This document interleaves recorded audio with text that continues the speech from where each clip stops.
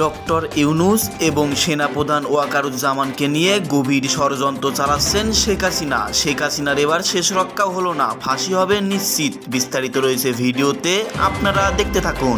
সৎ, নীতিবান এবং নেতৃত্বের গুণাবলী সম্পন্ন কর্মকর্তারাই উচ্চতর পদোন্নতির দাবিদার বলে মন্তব্য করেছেন প্রধান উপদেষ্টা ডক্টর মোহাম্মদ ইউনূস। যে এই সরকার কার সরকার? এই সরকার আওয়ামী লীগের সরকার, নাকি এই সরকার আওয়ামী লীগকে পরাস্ত করে আমরা প্রতিষ্ঠিত করেছি? ডক্টর মোহাম্মদ ইউনূস সাহেবকে সহযোগিতা করে যাচ্ছেন বাংলাদেশের সেনাপ্রধান জেনারেল ওয়াকারুজ্জামান এবং বাংলাদেশের সেনাবাহিনী, নৌবাহিনী, বিমান বাহিনীর সদস্যরা। আজকের এই বাহিনীর সদস্যদেরকে বিতর্কিত করতে পারলে পার্শ্ববর্তী রাষ্ট্র খুশি হয়। আসসালামু আলাইকুম দর্শক শ্রোতা, ডক্টর ইউনূসকে নিয়ে এবং সেনাপ্রধান ওয়াকারুজ্জামানকে নিয়ে কত বড় ষড়যন্ত্র করতেছে যে শেখ হাসিনা, আপনারা শুনলে রীতিমতো অবাক হয়ে যাবেন। দর্শক শ্রোতা, ভিডিওটি সম্পূর্ণ দেখবেন। ভারতে বসে নরেন্দ্র মোদীর সঙ্গে পরিকল্পনা করতেছে শেখ হাসিনা ডক্টর ইউনূসকে ধ্বংস করার জন্য, বিভ্রান্ত করার জন্য। অপরদিকে সেনাপ্রধান ওয়াকারুজ্জামানকে মানুষের চোখে একটি খারাপ সৈনিক উপস্থাপন করার জন্য ডক্টর ইউনূসকে এবং সেনাপ্রধান ওয়াকারুজ্জামানকে নিয়ে গভীর ষড়যন্ত্র চালাচ্ছে। এই দুইজন ব্যক্তিকে নিয়ে, এই দুইজন দেশপ্রেমিককে নিয়ে ষড়যন্ত্র চালাচ্ছে গভীরভাবে এই দুইজনকে ধ্বংস করার জন্য। দর্শক শ্রোতা, শেখ হাসিনা বাংলাদেশের প্রধানমন্ত্রী হবেন, শেখ হাসিনা এটাই স্বপ্ন দেখতেছেন। শেখ হাসিনা বাংলাদেশের প্রধানমন্ত্রী হতে হলে এই দুইজনকে ধ্বংস করা উচিত, সেনাপ্রধান ওয়াকারুজ্জামান এবং ডক্টর ইউনূসকে নিয়ে। এটাই ষড়যন্ত্র চালাচ্ছে শেখ হাসিনা। আজকের এই ভিডিওতে এই সম্পর্কে চাঞ্চল্যকর তথ্য রয়েছে, গোপন কিছু রহস্য রয়েছে। আজকের এই ভিডিওটি দেখলে আপনারা রীতিমতো অবাক হয়ে যাবেন। তো বেশি কথা না বাড়িয়ে আমরা ভিডিও ক্লিপে চলে যাই, আপনারা মনোযোগ সহকারে ভিডিওটি দেখতে থাকুন। 5ই আগস্টের বিজয়ের পরে ডক্টর মোহাম্মদ ইউনূসের নেতৃত্বের তত্ত্বাবধায়ক সরকার আমাদের জন্য একটি রহমত স্বরূপ। আমাদের বাংলাদেশের নাগরিকরা যদি আজকের নোবেল লরিয়েট বিশ্ববিখ্যাত ডক্টর মোহাম্মদ ইউনূস সাহেবের নেতৃত্বে এই সরকার না পেত, তাহলে এতদিনে আরো 3 বার প্রতিবিপ্লব করার জন্য শেখ হাসিনা পার্শ্ববর্তী রাষ্ট্র থেকে উঠে পড়ে লেগেছে এবং তিনি তার সেই ষড়যন্ত্র বাস্তবায়নের পথে অনেক দূরে গিয়ে যেতেন। শুধুমাত্র ডক্টর মোহাম্মদ ইউনূসের ব্যক্তিত্ববোধের কারণে, তার আন্তর্জাতিক খ্যাতির কারণে, তার নিজের যোগ্যতার কারণে এবং তার ভদ্রতা, মাধুর্যতা, সৌন্দর্যতার কারণে বিশ্বের বড় বড় পরাশক্তির শাসক গোষ্ঠী আজ বাংলাদেশের দিকে তাকিয়ে আছে, বাংলাদেশকে সম্মান দিচ্ছে, বাংলাদেশের এই বর্তমান সরকারকে সমীহ করছে এবং তাদেরকে সমর্থন জুগিয়ে যাচ্ছে। এমনকি কোনো কোনো রাষ্ট্র ইতিমধ্যেই বাংলাদেশে অর্থনৈতিকভাবে সুপ্রতিষ্ঠিত করতে তারা তাদের সহযোগিতা অব্যাহত রাখা শুরু করেছে। রেমিট্যান্স যোদ্ধারা বিদেশ থেকে হাজার হাজার কোটি টাকা রেমিট্যান্স পাঠাচ্ছে, যা দেখে এখন আওয়ামী লীগের এবং পরাশক্তির মাথা খারাপ হয়ে গিয়েছে। কিছু কিছু ভাইয়েরা বাংলাদেশের মধ্যেই এবং বাংলাদেশের বাহিরেও যারা আজকের শেখ হাসিনার আদর্শ লালন করে, শেখ হাসিনার মদত পুষ্টে চলতে চায় কিংবা শেখ হাসিনার মতো করেই বলতে চায়, আজকে তাদের কাছে ডক্টর মোহাম্মদ ইউনূস হচ্ছে একজন খারাপ মানুষ এবং ডক্টর মোহাম্মদ ইউনূসের এই সকল অর্জনকে তারা কোনোভাবে মেনে নিতে পারছে না। আজকে যদি ডক্টর মোহাম্মদ ইউনূস সাহেবের নেতৃত্বে স্বাধীন বাংলাদেশে আমরা এই তত্ত্বাবধায়ক সরকার পরিচালনা করতে ব্যর্থ হতাম, তাহলে বাংলাদেশের জনগণের জন্য আরো কয়েকটি 5ই আগস্ট সংগঠিত হতো, তা আসলে বলে ভাষায় প্রকাশ করতে পারবো না।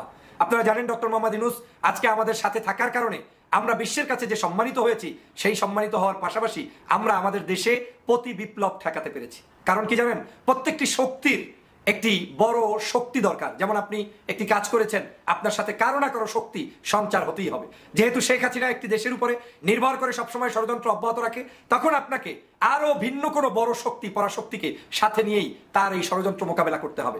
বাংলাদেশের প্রেক্ষাপটে ডক্টর মোহাম্মদ ইউনূস থাকার কারণেই আমরা এই সকল পরাশক্তিগুলোকে কাছে পেয়েছি। দুঃখের বিষয় কি জানেন, গত প্রায় 16 বছর পর্যন্ত ফ্যাসিবাদী নেত্রী শেখ হাসিনা বাংলাদেশে ডক্টর মোহাম্মদ ইউনূসকে বিতর্কিত করতে বিভিন্ন ধরনের বক্তব্য দিয়েছেন। তিনি তাকে টুস করে পদ্মা সেতু থেকে ফালাতে চেয়েছেন, যেমনিভাবে খালেদা জিয়াকে ফালাতে চেয়েছেন, আবার তাকে খালেদা জিয়াকে চুবাতে চেয়েছেন, ডক্টর মোহাম্মদ ইউনূসকে টুস করে ফেলে দিয়ে আবার তুলে আনতে চেয়েছেন। এই যে নেগেটিভ মন্তব্য, শুধু কি তাই, তাকে দুর্নীতিগ্রস্ত একটি সরকার, সারা বাংলাদেশের বিতর্কিত একটি সরকার, পালায়নকৃত সরকার শেখ হাসিনা তাকে যে ভাষায় গালি দিয়েছে, সুদখোর বলেছে, মামলা দিয়েছে, তার গ্রামীণ ব্যাংককে দখল করেছে, এভাবে করে বিভিন্ন প্রতিষ্ঠানগুলোর উপরে যেভাবে চড়াও হয়েছে, সেখান থেকেই প্রমাণ হয় শেখ হাসিনা জানতেন যে ডক্টর মোহাম্মদ ইউনূস একজন বিখ্যাত ব্যক্তি, তার মতো ব্যক্তির পক্ষেই সম্ভব শেখ হাসিনা চলে গেলে রাষ্ট্র পরিচালনা করা। আর যখন ডক্টর মোহাম্মদ ইউনূস রাষ্ট্র পরিচালনা করবে, তখন শেখ হাসিনার পক্ষে তাকে বিতর্কিত করে নামানো সম্ভব নয়।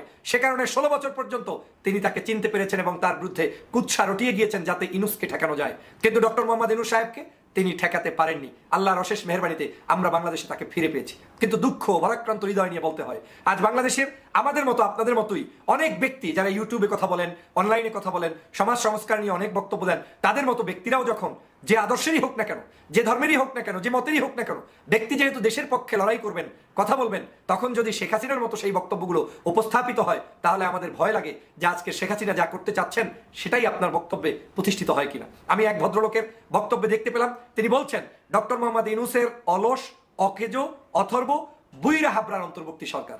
আবার আপনাদেরকে বলছি, ডক্টর মোহাম্মদ ইউনূস নাকি অলস, অকেজো, অথর্ব, বুইরা হাবরার অন্তর্বর্তী সরকার। আপনি ডক্টর মোহাম্মদ ইউনূস সাহেবকে বুইরা হাবরা বলছেন?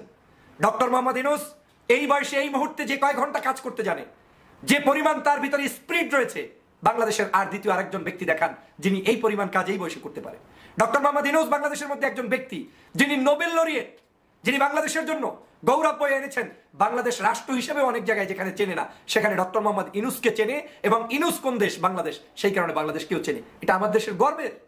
বাংলাদেশের এই ডক্টর মোহাম্মদ ইউনূসই একমাত্র ব্যক্তি যিনি আজকে নোবেল লরিয়েট হয়ে বাংলাদেশের এই বর্তমান তত্ত্বাবধায়ক সরকারের প্রধান দায়িত্বে আছেন। পৃথিবীর অন্য কোনো রাষ্ট্রে এই মুহূর্তে কোনো নোবেল লরিয়েট তত্ত্বাবধায়ক সরকার কিংবা এই ধরনের ছোট সরকারের কোনো দায়িত্বে আছে কিনা আমার সন্দেহ, আমার জানা মতে নেই।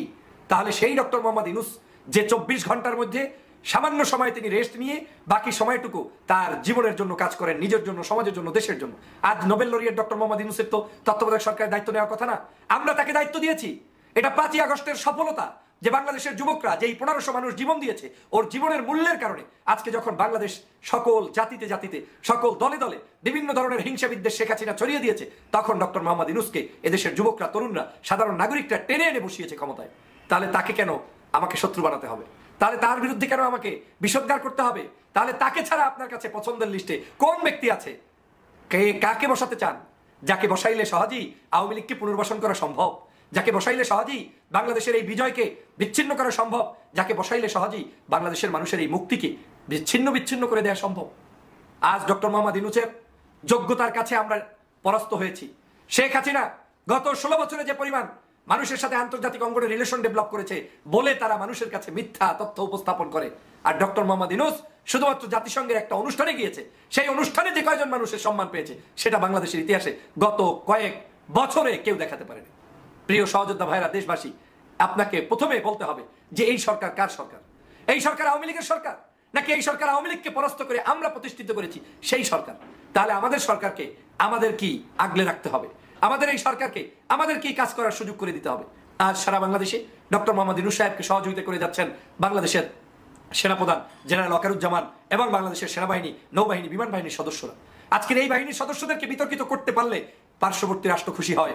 এই বাহিনীকে যদি দুর্বল করতে পারেন তাহলে তারা আগমন করতে সুবিধা হয়, কারণ তারা হোঁচট খেয়েছে। তারা ভাবতেও পারে নাই যে বাংলাদেশে 5ই আগস্ট এরকম একটি বিপ্লব সাধিত হয়ে যাবে।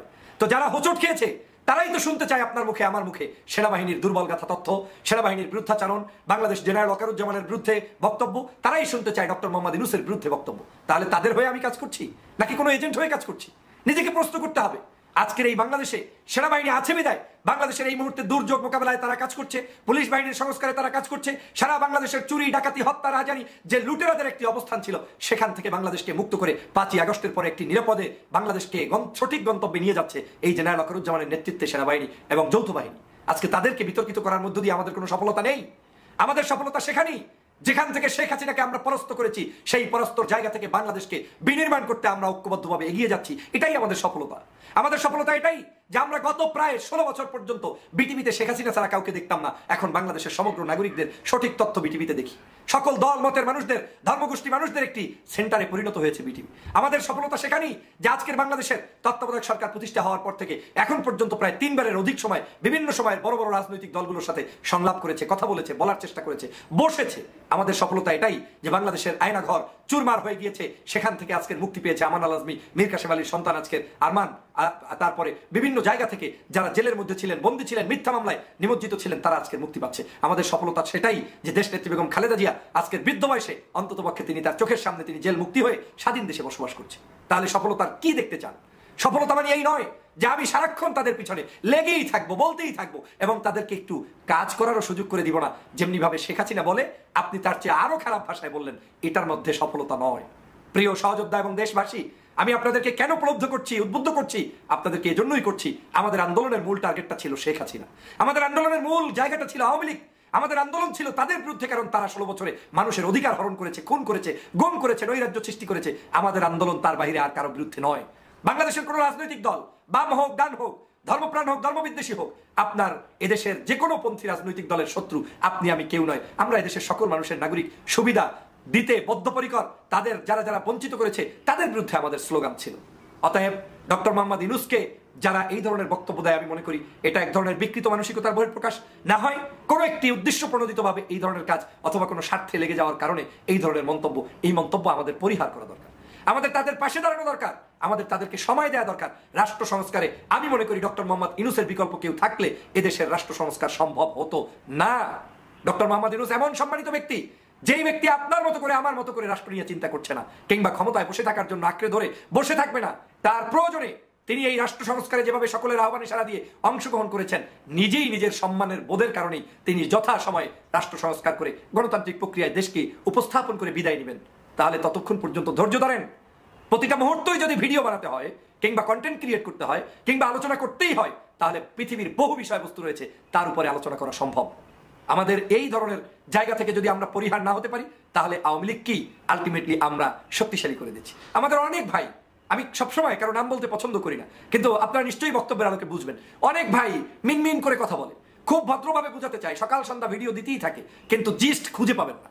এন্ড অফ দ্য টাইমে দেখতে গিয়ে দেখা যায় লোকটার কথাবার্তা ঘুরিয়ে পেঁচিয়ে শেখ হাসিনাকে শক্তিশালী করবো, এই ধরনের বক্তব্যেও আমরা রাজি নই। আমাদের দেশে এখন দরকার পজিটিভ মানসিকতার মানুষ। আমাদের দেশ এখন গঠন করার সময়, এখন দেশকে বিভাজন করার সময় নয়। এই বাংলাদেশে শেখ হাসিনার সকল জগদ্দল পাথর থেকে বাংলাদেশকে মুক্ত করতে হলে এখন ঐক্য দরকার, এখন আমাদের পজিটিভ আলোচনা দরকার, এখন আমার ডক্টর ইউনূসকে সহযোগিতা করা দরকার। ডক্টর ইউনূসকে একা একা দেশকে পরিবর্তন করতে পারবে না, আপনার আমার আমাদের সকলের সহযোগিতা করতে হবে। সবাই মিলে আসুন ডক্টর মোহাম্মদ ইউনূসের এই নেতৃত্বে দেশকে এগিয়ে নিয়ে যাই। ইউনূস সাহেব কঠোর হলেও আপনি বলবেন নোবেল লরিয়েট হয়ে কেন কঠোর হলেন? ইউনূস সাহেব হালকা হলেও আপনি বলবেন উনি এত হালকা হলেন কেন? তো উনি যাবেন কোথায়? ওনাকে ওনার মতো চলতে দিন, সেনাবাহিনীকে সেনাবাহিনীর মতো চলতে দিন। বর্তমান সময়ের উপরে ভিত্তি করে, বিশ্বের পরিস্থিতি বিবেচনা করে তারা যে পথে এখন আগাচ্ছে, এটাই সঠিক পথ। এই পথেই বাংলাদেশের মানুষের মুক্তি, এই পথেই গণতন্ত্র আসবে, এবং তাদের হাত ধরেই গণতন্ত্র আনতেই হবে। কারণ তারাই আমাদেরকে 5ই আগস্ট ছাত্র জনতার বিপ্লবের সময় উদ্ধার করেছে। অতএব তারাই আমার বন্ধু, তারাই প্রকৃত বন্ধু। তাদেরকে বাদ দিয়ে বাংলাদেশের কোনো রাষ্ট্র সংস্কার হবে না। অতএব ইউনূস সাহেব, ওয়াকারুজ্জামান সাহেবের হাতকে শক্তিশালী করে এই তত্ত্বাবধায়ক সরকারকে এগিয়ে। সম্মানিত দর্শক শ্রোতা, আপনারা বিস্তারিত ভিডিওতে দেখতে পারলেন সেনাপ্রধান ওয়াকারুজ্জামান স্যার আর অপরদিকে প্রধান উপদেষ্টা ডক্টর ইউনূস, এই দুইজন ব্যক্তিকে নিয়ে কত বড় ষড়যন্ত্র চালাচ্ছে ভারতে বসে শেখ হাসিনা। সম্মানিত দর্শক শ্রোতা, এই দুইজন ব্যক্তি হলো পথের কাঁটা।